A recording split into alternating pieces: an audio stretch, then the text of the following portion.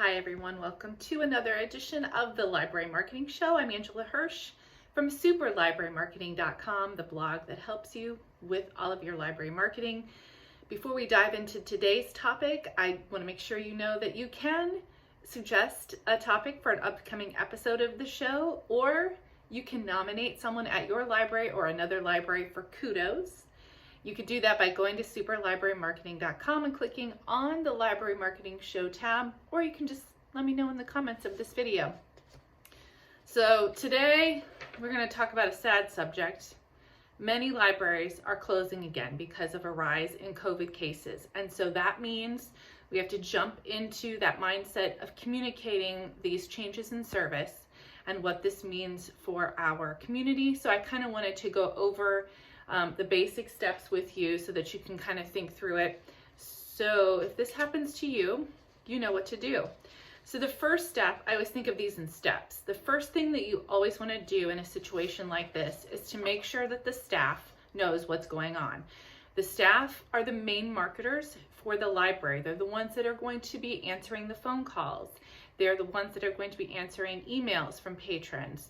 They're the ones that we're going to be speaking with patrons at the drive-thru about the changes in service. So your library needs to make sure the staff knows what's happening, what is changing, and what the key talking points are for your community before you do any communication outwardly to the public. Let the staff know what's going on.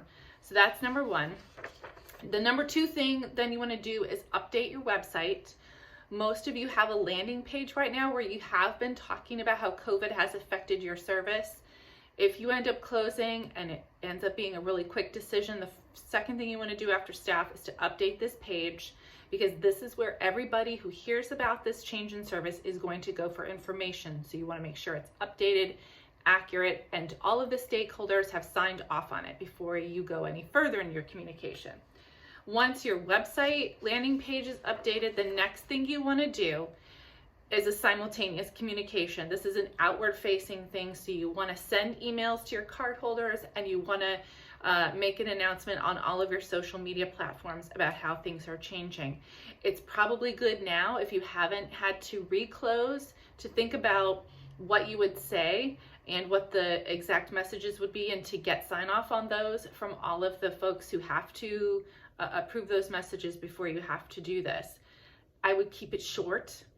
I would keep it positive, and I would not try to put all the information in a social media post or an email, but just drive people to your landing page on your website to get more information. It's going to be better for them, and it's going to be better for you.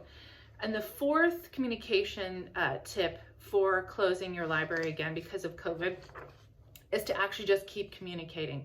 The one thing that I saw happen during our initial shutdown is that libraries said we're closing, and then they didn't send emails and they didn't post anything on social media for weeks and sometimes months.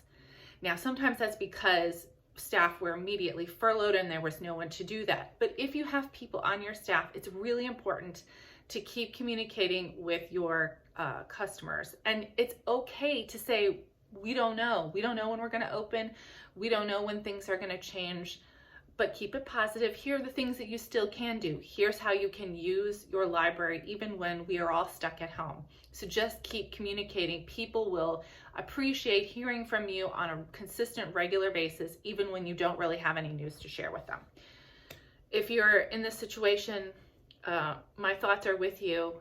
And if you have any questions, let me know down in the comments, or if you have any other tips for libraries, if you've gone through this process already, you can share them in the comments as well. I know my viewers really appreciate that. I do want to get to kudos today, and that goes to the Manatee County Libraries in Florida. I found they have a page on their website full of things to help people use the library at home. So it has books and videos and online programming, but it also has I Spy games and other digital games and escape rooms and digital puzzles, and it is the coolest thing you have ever seen. I'm going to put a link down in the comments. I just think it kind of all those little extra things that are boredom beaters, I guess you would say, really enhance the using from home experience for library card holders. And I bookmarked it on my computer because sometimes You don't want to actually think. You want to do something like maybe a digital puzzle or an escape room. So good job, Manatee County. Again, you can nominate someone for kudos in the comments. That's all I have. Thanks for watching, and I'll see you next time.